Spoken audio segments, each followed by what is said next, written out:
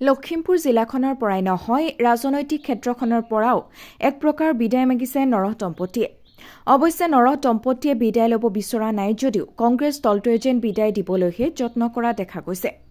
কংগ্ৰেছ দলৰ বাবে শক্তিশালী মন্ত্ৰী বিধায়ক তথা সাংসদ হিচাপে শাসন কৰিছিল দুয়ো নৰহ দম্পতীয়ে লখিমপুৰত। ভৰত চন্দ্ৰ নৰহ অসম চৰকাৰৰ মন্ত্ৰী হোৱাৰ বিপৰীতে ৰাণী নৰহেও লখিমপুৰ লোকসভা সমষ্টিৰ পৰা সাংসদ হৈছিল কংগ্ৰেছ দলৰ পৰা। কিন্তু আজি দুয়োকে যেন ৰাষ্ট্ৰীয় দলটোৱে ৰাম ঠগন দিছে। ভৰত চন্দ্ৰ নৰহ নাওবৈচাৰ বিধায়ক হৈ আছে যদিও কিন্তু ৰাণী নৰহক লখিমপুৰ লোকসভা সমষ্টিৰ পৰা সাংসদ হবলৈ প্ৰাৰ্থী হিচাপে টিকট প্ৰদান নকৰিলে কংগ্ৰেছৰ দলটোৱে। কৰিবনো কেনেকৈ, যিহেতু বৰ্তমান অসম প্ৰদেশ কংগ্ৰেছ কমিটিৰ সভাপতি হিচাপে আছে স্বয়ং ভূপেন কুমাৰ বৰা, গতিকে টিকট নোপোৱাটো স্বাভাৱিক কথা। এটা সময়ত দেশখন শাসন কৰি থকা প্ৰকাণ্ড দলটোৱে অৱশ্যে এজন শক্তিশালী প্ৰাৰ্থী উদয় শংকৰ হাজৰিকাকেই টিকট প্ৰদান কৰিছে। এতিয়ালৈকে অৱশ্যে এবাৰো জয় হবলৈ সক্ষম নোহোৱা উদয় শংকৰ হাজৰিকাই হয়তো দলটোৰ বাবেও সন্মান ৰক্ষা কৰিব।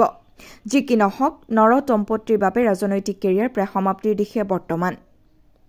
নিউজ এক্স ৰিপৰ্ট, ৰাইজৰ বাৰ্তা।